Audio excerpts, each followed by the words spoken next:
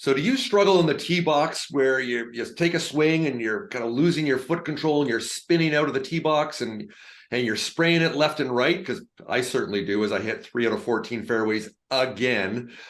So looking, ways, how do I stabilize more, in these things called ground force reaction and biomechanics and foot movement, which I really knew nothing about, but I've been learning very quickly here. And the reason I'm learning is because I've been having a great conversation with Bob Winskowicz, who is the founder of SQAIRZ, and what Bob has done and continues to do to innovate in the golf shoe space and other sports that we're going to talk about is nothing short than groundbreaking.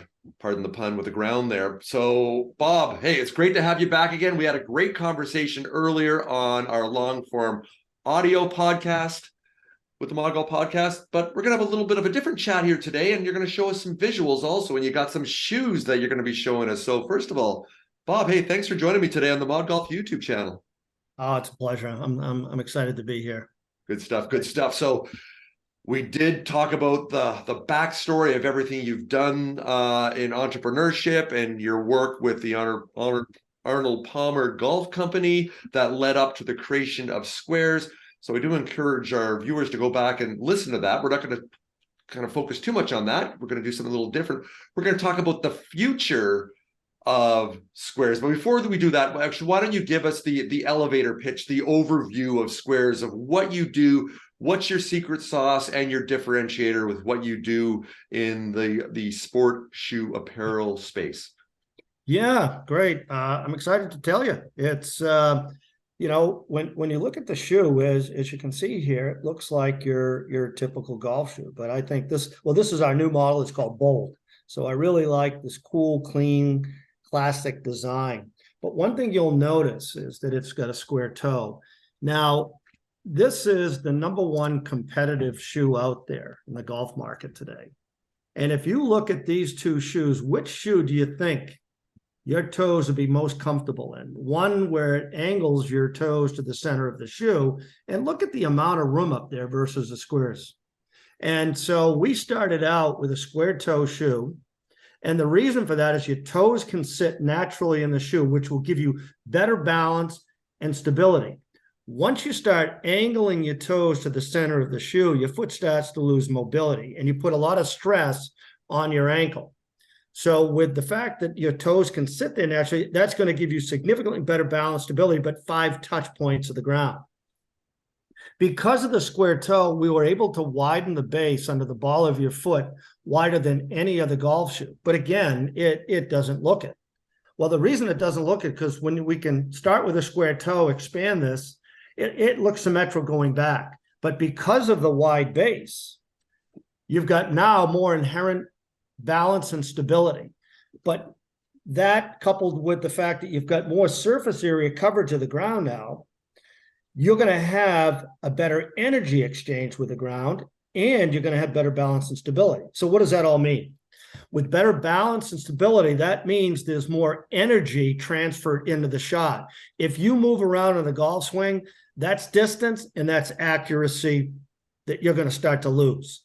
But if you can stay balanced and stable over the shot, then again, you have a better chance of being more consistent. And a lot of these lightweight sneaker-like shoes cannot facilitate the golf swing. And as I tell everybody, the test for a golf shoe, and whether you buy SQAIRZ or somebody else, hold it by the toe and the heel. And if you can twist it, toss it, throw it away. Don't wear it on the golf course. It cannot facilitate the energy exchange you have with the ground. Love this. Love this. I meant to ask you this question earlier, but now I have a chance to ask it now, because we talked about, the way the shoe looks, the look, the aesthetic is informed and influenced by the function of everything you just explained there, from a biomechanics and a kinesiology and physics and ground force perspective there. That form follows function. So I'm very curious to learn what influences you've had there from other shapes, whether it's architecture, my background, or anything else that you've looked at where the form influences the function that's allowed you to kind of arrive to the kind of the design thesis that you embrace with everything you do with SQAIRZ? Yeah, you know, and I sense there's a lot of designers out there that work for the big 4 or 5 companies out there that stay within this golf mindset of, oh, we couldn't come out with a square toe golf shoe, even though from a physics, from a ground force, from, you know, if you're looking at it from a physical perspective of how the body moves, from the kinematic sequence and all of this stuff, if even though that would tell you to go in this direction, a lot of people would never endeavor into that area, and it's just because it doesn't look traditional. And it was interesting. If you read Phil Knight's book, The Shoe Dog, he talked about the importance of having a wide toe box so that the foot can operate properly. And I tell people all the time, I go, look, if you don't believe it, you can do this little exercise. Hold your hand out, move it up and down. But if you can feel it flowing nice and easily, but then squeeze your fingers together. Squeeze your fingers together. Try to move. You'll feel the tension in your wrist. And that's the same with the foot. And in the golf swing, tension on the feet and angling your toes down. Because when your toes are angled to the center and you put pressure going down, they naturally want to curl downwards. And that means there's a movement in here that's eliminated. So with our shoe, we looked at how it should be designed to improve balance, stability, and to give you better foot movement. And so, you know, back in the day when I was in the industry, we saw products like the Big Bertha come out, and with the Ping irons come out. And Karsten Solheim, when he did the Ping irons, and Ely Callaway, when he did the great Big Bertha, the Big Bertha, they were after perimeter weighting. And they didn't let the looks dictate the design. It was the design dictated the looks. Mm-hmm. And it was form, you know, it was looking at the form of this and how it functioned. And we looked at the fact that they were after perimeter weighting. And that's the way perimeter weighting looked. And so when I was after better balance, better stability, better ground connection, better energy exchange, this is the way it looks. It doesn't look like this. And all the evidence is out there. We do pressure mats. I can put you on a pressure mat, and I can put you in one shoe and another shoe, and I can show you the differences. Interested to learn this. I know you're a technology guy too, everything you're building into that shoe. What type of barrier to entry do you have? Do you have any intellectual property or patents around this? I'm just curious, after the years you've been in market, why the FootJoys of the world haven't just said, yeah, Bob and SQAIRZ, they figure this out. We're just going to steal all that. So what do you have there as far as being able to protect yourself? Or is it just the fact you're first in market and it's just your brand awareness around SQAIRZ and the name and what that means at the toe box? So tell us a little bit about that, of how you don't get kind of pushed to the curb by the big boys. Yeah, you know, it's interesting. We've got 7 patents. We've got 2 pending. We've got a utility patent. And we've got 6 design patents. So we'd like to think we built this picket fence around the concept. Now, the way you get a patent, it's, you know, a utility patent specifically, it's really, you monopolize that concept, that area. That means nobody else has done it before. And so in footwear and golf footwear, and even in sports in general, nobody really put out a square toe shoe to facilitate the proper function of the foot, energy exchange with the ground, and better balance and better stability. Nobody had done that prior to it, and we patented this. We patented the radius of the shoe and everything in the shoe, how it interacts to produce that kind of benefit for the golfer. Now, in a utility patent, unless it provides utility, you can't get a patent. So it's the mere fact that all of these components together provide better balance, better stability. And that ultimately in the golf swing and pretty much every other sport means better accuracy and more distance. Good stuff. Good stuff. Well, I can't wait to get my pair of SQAIRZ on soon. I believe you're going to be sending me a pair that I'm going to have a chance to try out. And I'm thinking I'd love to do my mod golf product reviews from the relatable average golfer. That's me, the 16 handicapper here. So can't wait to do that to give them a shot here, Bob. Absolutely. So as we finish up here, as an entrepreneur, and we have a lot of people that either are entrepreneurs or have ideas and are considering entrepreneurship, or at least just curious, I want to pick your brain a little bit the last couple of minutes I have here with you, Bob. And that is about mentors. You had mentioned earlier with the King, Arnold Palmer, being a mentor and kind of the influence and inspiration he's provided. Can you maybe talk about those conversations that we had earlier, expand on what we talked about on the podcast, and perhaps others you talked about with Phil Knight, maybe others that either read, anyone else out there that you consider that you've come across that's touched your life, that have inspired you, and some of the takeaways that they've provided? Yeah, it's interesting. I find that I've learned a lot from a lot of people that I have either worked with or come across. And I'm somebody that likes to study why a product is successful, and how they market it, and things of that nature. So there's been a lot of people. I think one of the defining moments for me in my golf industry career was when I worked for Arnold Palmer. And I had mentioned to you that I was presenting a set of irons, and I was almost done. And I was so excited about the look of this iron. And Arnold says to me, he goes, Bob, what's in it for the golfer? What's in it for him? Why is somebody going to appreciate this club? Not because it just looks good. What is it going to do for them? And at the time, I think I fumbled that. I didn't place enough emphasis on that. And so I think since then I've been driven, particularly with the golf shoe, is to be able to articulate exactly what's in it for the golfer. Why the shoe will do it. What's the technology here, and how's that going to translate into somebody playing better golf? And I don't think there's one other golf shoe company out there making that claim that you're going to play better golf because of the shoe, or to make a claim that you're going to pick up distance, you're going to be more balanced and more stable, and so therefore you're going to be more consistent. And there's nobody making those type of performance claims.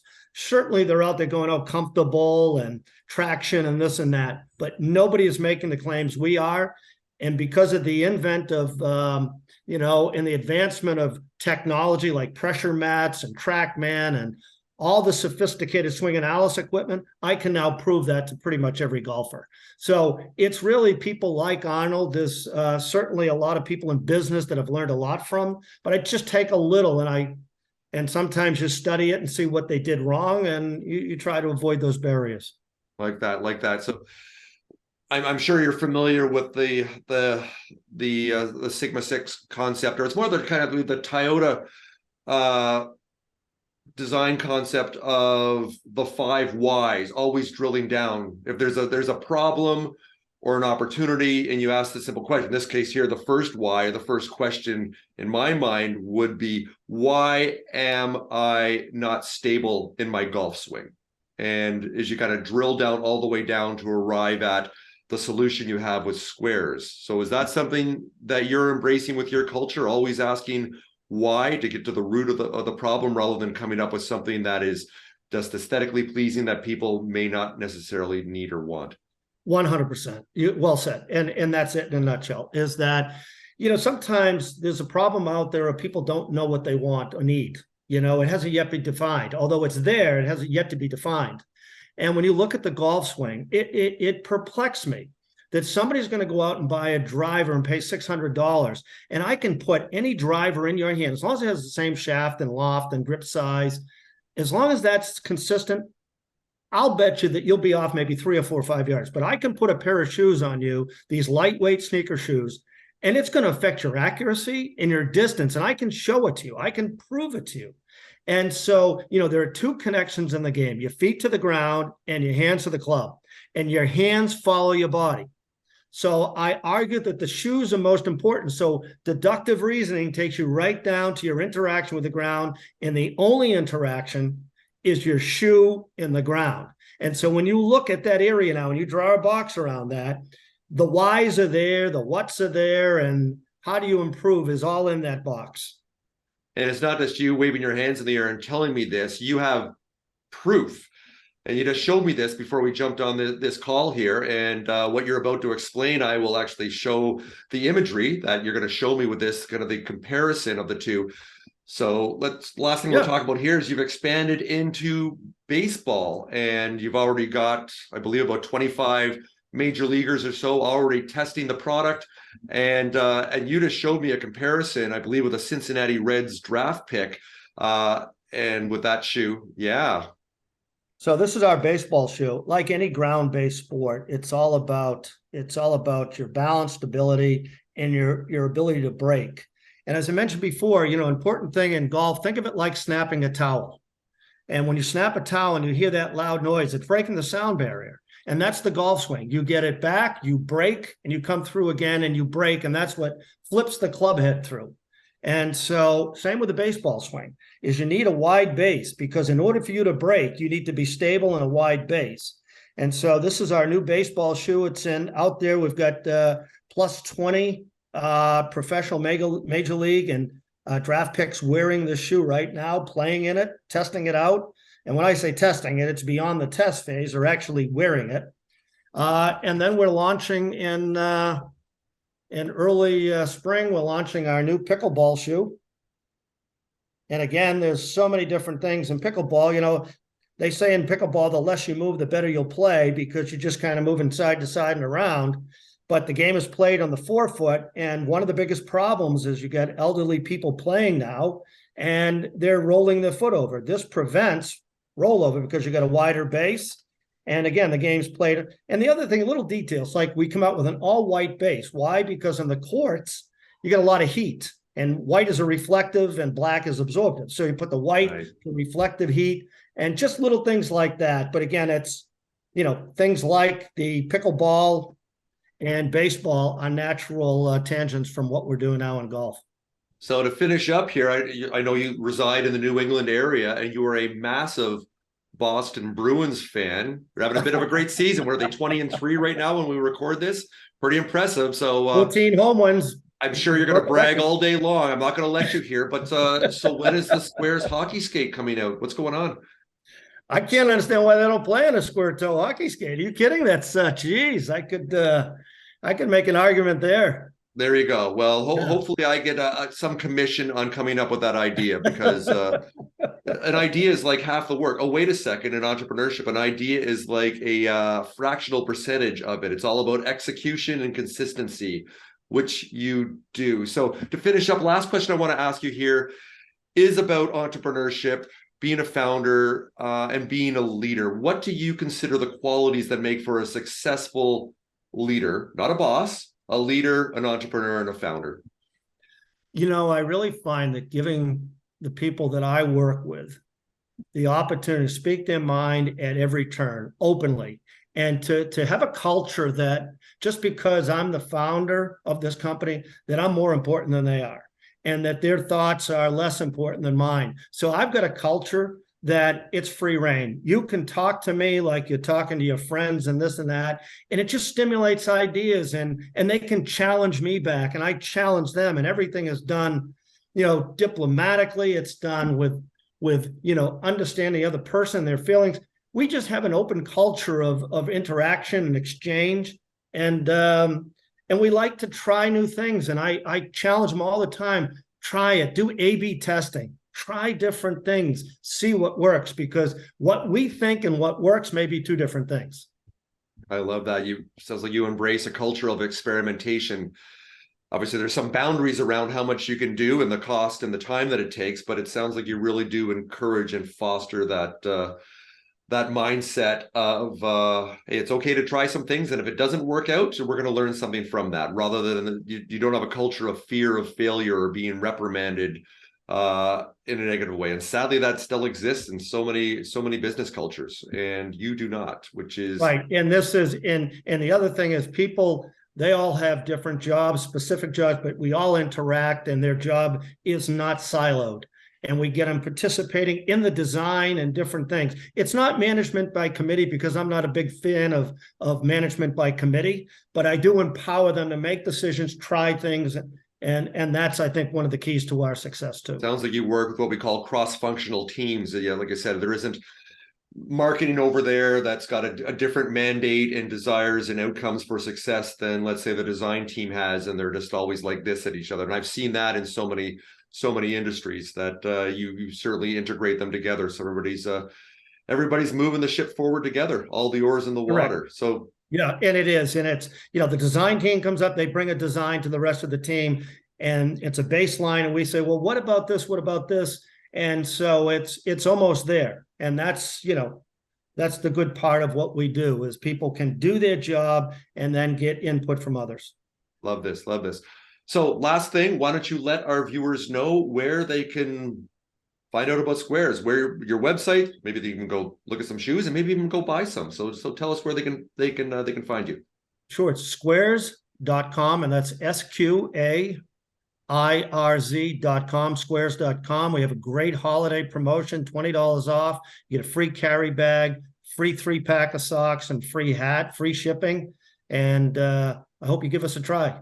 We got a 30-day money back guarantee too. So if whatever reason you don't like it, you don't have to pay for shipping. We pay for shipping back and forth. So give us a try for free. There we go. No risk. Good stuff. Wow, this has been a great conversation today, both on the audio podcast, which I'll include the link down below. So I encourage our viewers to go check that out and have a listen. So Bob Winskowicz, founder of SQAIRZ. Wow, you've been sharing nuggets of wisdom for me all day long here. So I need to go lie down and have a nap now. I think my brain is full. I've got to write some things down and go from there. So hey, again, thank you so much for joining me on the Mod Golf YouTube channel here today. I've learned a ton. I'm really hoping for our viewers that you've learned some stuff. And if you want to contact Bob or learn more about SQAIRZ, as I said, down below, I'll leave some contact information down there too. So Bob, again, thanks so much, and look forward to seeing you in person sometime very soon. Yeah, thank you for having me. I really appreciate it. Thanks for all you do. It's people, small golf companies like us need a voice, need an opportunity to share it.